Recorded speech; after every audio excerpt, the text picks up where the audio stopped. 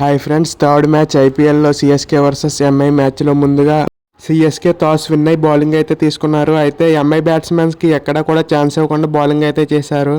మెయిన్గా ఖలీల్ అహ్మద్ అలాగే నూర్ అహ్మద్ వీళ్ళిద్దరూ కలిసి మెయిన్గా spin and fast bowling next లెవెల్లో అయితే చేశారు.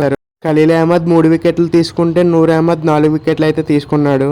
దానితో ఎంఐని కేవలం 20 ఓవర్లకి 150 రన్లకు మాత్రమే కట్టడి చేయగలిగారు.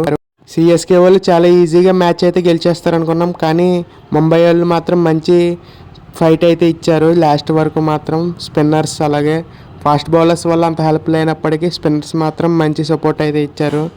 మంచి హెల్ప్ అయితే ఉంది స్పిన్నర్స్కి.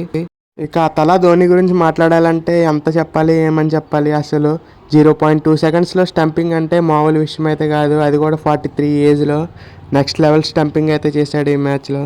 సిఎస్కే అయితే ఫస్ట్ మ్యాచ్ అయితే గెలిచారు ఈ IPL. Please like, share and subscribe to our channel.